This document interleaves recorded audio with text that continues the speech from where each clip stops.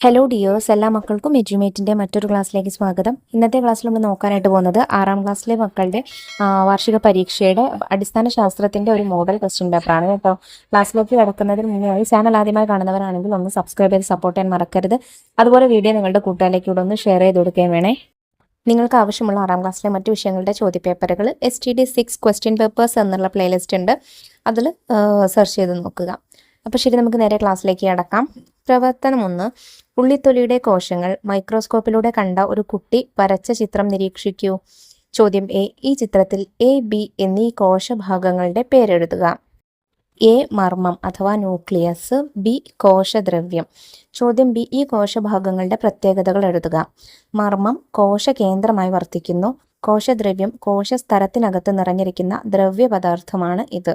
ചോദ്യം സി. താഴെ നൽകിയിരിക്കുന്നവയിൽ നിന്നും കോശ നിരീക്ഷണത്തിനായി എടുക്കേണ്ട ഉള്ളിയുടെ ഭാഗം കണ്ടെത്തി എഴുതുക. എ. നന്നായി ഉണങ്ങിയ ഉള്ളിത്തൊലി. ബി. മാംസളമായ കട്ടിയുള്ള ഭാഗം. സി. ഉള്ളിയുടെ തണ്ട്. ഡി. മാംസളമായ ഭാഗത്തു നിന്നും നേർത്ത തൊലി. ഏതാണ് മക്കളെ? മാംസളമായ ഭാഗത്തു നിന്നുമുള്ള ഒരു നേർത്ത തൊലിയാണ് എടുക്കേണ്ടത്. പ്രവർത്തനം 2. ചുവടെ കൊടുത്തിരിക്കുന്ന ചലന സന്ദർഭങ്ങൾ ശ്രദ്ധിക്കൂ. മിക്സി പ്രവർത്തിപ്പിക്കുമ്പോൾ ബ്ലേഡിന്റെ ചലനം, ചെണ്ട കൊട്ടുമ്പോൾ തുകലിന്റെ ചലനം, ലിഫ്റ്റിന്റെ ചലനം, ക്ലോക്കിലെ സൂചിയുടെ അഗ്രഭാഗത്തിന്റെ ചലനം. ചോദ്യം എ. ഈ സന്ദർഭങ്ങളിൽ നടക്കുന്ന ചലനങ്ങൾ കണ്ടെത്തി എഴുതുക. എന്താണ് മക്കളെ? 1ാമത്തെയും 4ാമത്തെയും ചലനങ്ങൾ, അതായത് മിക്സി പ്രവർത്തിക്കുമ്പോൾ ബ്ലേഡിന്റെ ചലനവും ക്ലോക്കിലെ സൂചിയുടെ അഗ്രഭാഗത്തിന്റെ ചലനവും വർത്തുള ചലനങ്ങളാണ്. 2ഉം 3ഉം, അതായത് ചെണ്ട കൊട്ടുമ്പോഴുള്ള തുകലിന്റെ ചലനവും ലിഫ്റ്റിന്റെ ചലനവും ഭ്രമണ ചലനമാണ്. ഇനി ചോദ്യം ബി. ഭ്രമണ ചലനവും വർത്തുള ചലനവും തമ്മിലുള്ള വ്യത്യാസം എന്ത്? സ്വന്തം അക്ഷത്തെ അടിസ്ഥാനമാക്കിയുള്ള ചലനമാണ് ഭ്രമണ ചലനം. ഒരു വൃത്താകാര പാതയിലൂടെയുള്ള ചലനമാണ് വർത്തുള ചലനം. ചോദ്യം സി. വായുവിന്റെ ചലനം തിരിച്ചറിയുന്ന 2 സന്ദർഭങ്ങൾ എഴുതുക. ഇലകൾ കാറ്റത്താടുമ്പോൾ, വിശറി കൊണ്ട് വീശുമ്പോൾ. പ്രവർത്തനം 3. സ്കൂളിൽ നടത്തിയ മെഡിക്കൽ ക്യാമ്പിൽ ചില കുട്ടികൾ നേരിടുന്ന രോഗലക്ഷണങ്ങൾ കണ്ടെത്തിയത് ചുവടെ നൽകുന്നു. കുട്ടി 1 വിളർച്ച, കുട്ടി 2 മങ്ങിയ പ്രകാശത്തിൽ കാഴ്ചക്കുറവ്, കുട്ടി 3 വായിൽ വ്രണങ്ങൾ, കുട്ടി 4 തൊണ്ടയിൽ മുഴ. ചോദ്യം എ. മുകളിൽ സൂചിപ്പിച്ച കുട്ടിയുടെ രോഗലക്ഷണങ്ങൾ പരിശോധിച്ച് അവർ നേരിടുന്ന അപര്യാപ്തത രോഗങ്ങളും അപര്യാപ്തമായ പോഷക ഘടകവും അടങ്ങുന്ന പട്ടിക പൂർത്തിയാക്കുക.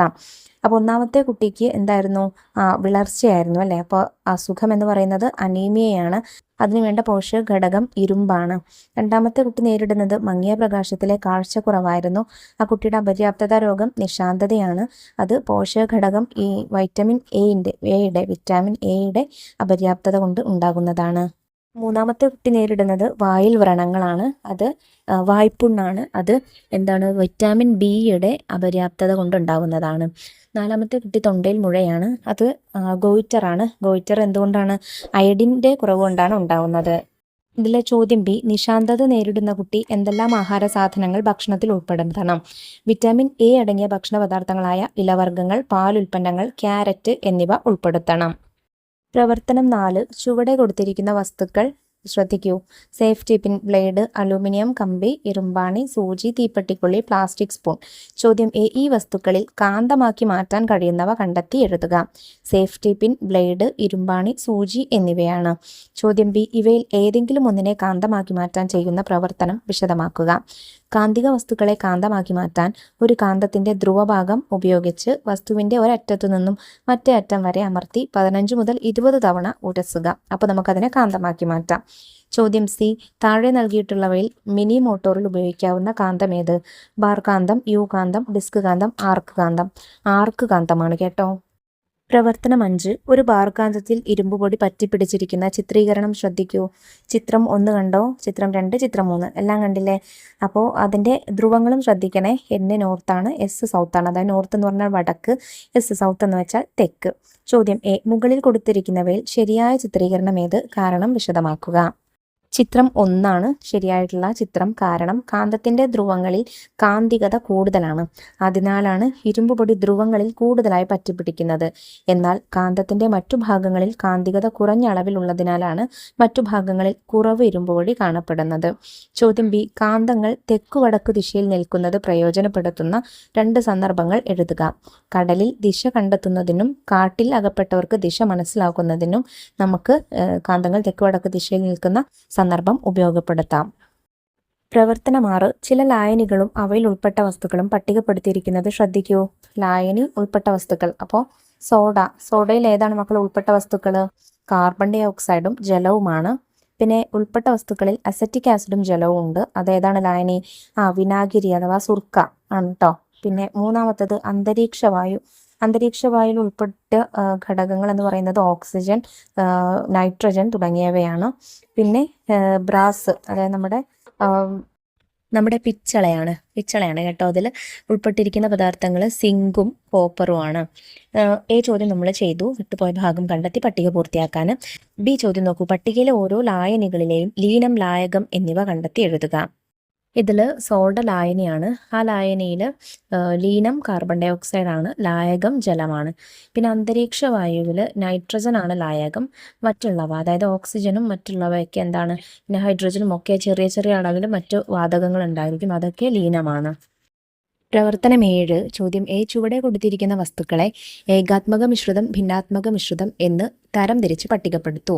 നേർപ്പിച്ച ആസിഡുകൾ, സംഭാരം, ആൽക്കഹോള്, നാരങ്ങാവെള്ളം, അന്തരീക്ഷവായു, കറികൾ, കഞ്ഞി, പഞ്ചസാര, ലായനി.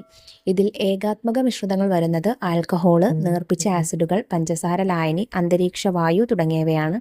ഭിന്നാത്മക മിശ്രിതങ്ങൾ വരുന്നത് സംഭാരം, നാരങ്ങാവെള്ളം, കറികൾ, കഞ്ഞി തുടങ്ങിയവയാണ്. ചോദ്യം ബി, ഏകാത്മക മിശ്രിതവും ഭിന്നാത്മക മിശ്രിതവും തിരിച്ചറിയാനുള്ള ഒരു മാർഗം എഴുതുക. ഏകാത്മക മിശ്രിതത്തിൽ പദാർത്ഥങ്ങൾ എല്ലാ ഭാഗത്തും ഒരേ അളവിൽ കാണപ്പെടുന്നു. ഭിന്നാത്മക മിശ്രിതത്തിൽ വ്യത്യസ്ത തരത്തിലായിരിക്കും പദാർത്ഥങ്ങളുടെ വിതരണം നടന്നിരിക്കുന്നത്. ചോദ്യം സി, അടങ്ങിയിരിക്കുന്ന പദാർത്ഥത്തിന്റെ അടിസ്ഥാനത്തിൽ ചുവടെ തന്നിരിക്കുന്നവയിൽ കൂട്ടത്തിൽപ്പെടാത്തതേത്? ചെമ്പ്, സൾഫർ, ബ്രാസ്, വെള്ളി. ഏതാണ് മക്കളെ? ബ്രാസ് ആണ് കേട്ടോ. പ്രവർത്തനം 8 ചെറിയ പന്ത്, പൗഡർ ടിന്നുകൾ, അടപ്പുകൾ, വിജാഗിരി, വലിയ ഐസ്ക്രീം ബോൾ, ചെറിയ വടി, വലിയ വടി, പന്ത്. ചോദ്യം എ, ഗോളരസന്ധിയുടെ മാതൃക നിർമ്മിക്കാൻ മുകളിൽ കൊടുത്തിരിക്കുന്നവയിൽ ഏതെല്ലാം വസ്തുക്കൾ ഉപയോഗിക്കാം? ഐസ്ക്രീം ബോൾ, ചെറിയ പന്ത്, ചെറിയ വടി എന്നിവ മാത്രം മതി. ചോദ്യം ബി, ശരീരത്തിൽ അസ്ഥിസന്ധികൾ ഇല്ലാതിരുന്നാൽ എന്തെല്ലാം പ്രയാസങ്ങൾ അനുഭവപ്പെടും? അസ്ഥിസന്ധികൾ ഇല്ലാതായാൽ ചലനത്തിനും പ്രവൃത്തികൾ ചെയ്യുവാനും പ്രയാസം അനുഭവപ്പെടും. ചോദ്യം സി, ഗോളരസന്ധി കാണപ്പെടുന്ന ശരീരഭാഗങ്ങൾ ഏതെല്ലാം? ഇത്തരം സന്ധികളുടെ പ്രത്യേകത എഴുതുക. ഗോളരസന്ധികൾ കാണപ്പെടുന്ന ശരീരഭാഗങ്ങൾ തോളെല്ല്, ഇടുപ്പെല്ല് എന്നീ ഭാഗങ്ങളാണ്. ഏറ്റവും ചലന സ്വാതന്ത്ര്യമുള്ള അസ്ഥിസന്ധിയാണ് ഈ ഗോളരസന്ധി. പ്രവർത്തനം 9 ചോദ്യം എ, മുകളിൽ കൊടുത്തിരിക്കുന്ന അസ്ഥികൂടം ഏത് ജീവിയുടേതാണെന്ന് തിരിച്ചറിഞ്ഞെഴുതുക. പല്ലിയുടെ അസ്ഥികൂടമാണ്. ചോദ്യം ബി, ഹൃദയം, തലച്ചോറ്, ശ്വാസകോശം എന്നീ ആന്തര അവയവങ്ങളെ സംരക്ഷിക്കുന്ന അസ്ഥികൂടത്തിന്റെ ഭാഗങ്ങൾ ഏതെല്ലാം? ഏതെങ്കിലും ഒരു അസ്ഥികൂട ഭാഗത്തിന്റെ പ്രത്യേകത എഴുതുക. തലയോട്, വാരിയെല്ല് എന്നീ ഭാഗങ്ങളാണ് സംരക്ഷിക്കുന്നത്. തലയോട് പരസ്പരം ബന്ധിപ്പിക്കപ്പെട്ട ധാരാളം അസ്ഥികൾ ഒത്തുചേർന്നതാണ്. കീഴ്ത്താടിയെല്ല് ഒഴികെ മറ്റ് അസ്ഥികൾക്ക് ചലന സ്വാതന്ത്ര്യമില്ല. വാരിയെല്ല് 12 ജോഡി അസ്ഥികൾ വളഞ്ഞുകൂടും പോലെ കാണുന്നു. ചോദ്യം സി, മനുഷ്യ ശരീരത്തിലെ ഏറ്റവും വലിയ അസ്ഥി ഏത്? നട്ടെല്ല്, വാരിയെല്ല്, തുടയെല്ല്, സ്റ്റേപ്പിസ്. തുടയെല്ലാണ്.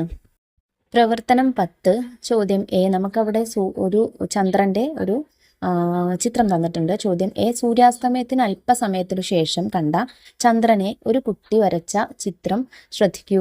ഇതിന്റെ അടിസ്ഥാനത്തിൽ കുട്ടി രേഖപ്പെടുത്തിയ ശരിയായ ഊഹം കണ്ടെത്തി എഴുതൂ. 1, തലേ ദിവസം പൗർണമിയായിരുന്നു. 2, വരുന്ന ദിവസങ്ങളിൽ വൃദ്ധിയായിരിക്കും നിരീക്ഷിക്കാനാവുക. 3, വരുന്ന ദിവസങ്ങളിൽ ക്ഷയമായിരിക്കും നിരീക്ഷിക്കാനാവുക. 4, അടുത്ത ദിവസങ്ങളിൽ അമാവാസ്യയായിരിക്കും നിരീക്ഷിക്കാനാവുക. ഇതിൽ 2 ശരിയായിട്ടുള്ള ഉത്തരം. വരുന്ന ദിവസങ്ങളിൽ വൃദ്ധിയായിരിക്കും നിരീക്ഷിക്കാനാവുക. ഇതിലെ ബി ചോദ്യം, ചിത്രീകരണം ശ്രദ്ധിക്കൂ. ഒരു കുട്ടി വെസ്റ്റ് ഭാഗത്തേക്ക്, അതായത് പടിഞ്ഞാറ് ഭാഗത്തേക്ക് നോക്കുന്ന ചിത്രമാണ് ആദ്യത്തേത്. രണ്ടാമത്തേത് നോക്കൂ, കുട്ടി വടക്ക് ഭാഗത്തേക്ക് നോക്കുന്നതാണ്. മൂന്നാമത്തേത് കുട്ടി കിഴക്ക് ഭാഗത്തേക്ക് നോക്കുന്നതാണ്. അപ്പോൾ ആ സമയം കാണുന്ന ചന്ദ്രന്റെ രൂപത്തിനും മാറ്റമുണ്ട് കണ്ടോ. 3 വ്യത്യസ്ത ദിവസങ്ങളിൽ കാണപ്പെടുന്ന ചന്ദ്രന്റെ സ്ഥാനങ്ങളാണ് മുകളിൽ ചിത്രീകരിച്ചിരിക്കുന്നത്. ചന്ദ്രൻ ഓരോ ദിവസവും വ്യത്യസ്ത സ്ഥാനങ്ങളിൽ കാണപ്പെടുന്നതിന്റെ കാരണം വ്യക്തമാക്കുക. ചന്ദ്രന്റെ പരിക്രമണമാണ് അതിന് കാരണം. ചോദ്യം സി, ഭൂമിയിൽ നിന്ന് നോക്കുന്ന ആളിന് എല്ലായ്പ്പോഴും ചന്ദ്രന്റെ ഒരു വശം മാത്രമേ കാണാൻ കഴിയുകയുള്ളൂ. എന്തുകൊണ്ട്? ചന്ദ്രൻ 27.5 ദിവസം എടുത്താണ് ഭൂമിയെ ഒരു തവണ പരിക്രമണം ചെയ്യുന്നത്. അതേസമയം എടുത്താണ് ഒരു തവണ ഭ്രമണവും പൂർത്തിയാക്കുന്നത്. അതുകൊണ്ടാണ് ചന്ദ്രന്റെ ഒരു മുഖം മാത്രം എപ്പോഴും ഭൂമിക്ക് അഭിമുഖമായി വരുന്നത്. അപ്പോൾ ഇത്രയും ചോദ്യങ്ങളാണ് നമുക്ക് ഈ സെറ്റ് ക്വസ്റ്റ്യൻ പേപ്പറിൽ നോക്കാനായിട്ടുള്ളത്. എല്ലാം ഇമ്പോർട്ടൻ്റ് ആയിട്ടുള്ള ക്വസ്റ്റ്യൻസ് ആണ്. നല്ലതുപോലെ മനസ്സിലാക്കുക. 6ാം ക്ലാസ്സിലെ മറ്റു വിഷയങ്ങളിലെ കൂടുതൽ ചോദ്യപേപ്പറുകൾക്ക് വേണ്ടി ചാനൽ ഒന്ന് സബ്സ്ക്രൈബ് ചെയ്ത് വയ്ക്കുക. അതുപോലെ ഇന്നത്തെ ക്ലാസ്സിനെ കുറിച്ചുള്ള അഭിപ്രായങ്ങൾ കമൻറ്റ് ബോക്സിലൂടെ അറിയിക്കുകയും ചെയ്യാം. അപ്പോൾ ശരി, നമുക്ക് അടുത്ത ക്ലാസ്സുമായി വീണ്ടും കാണാം. താങ്ക്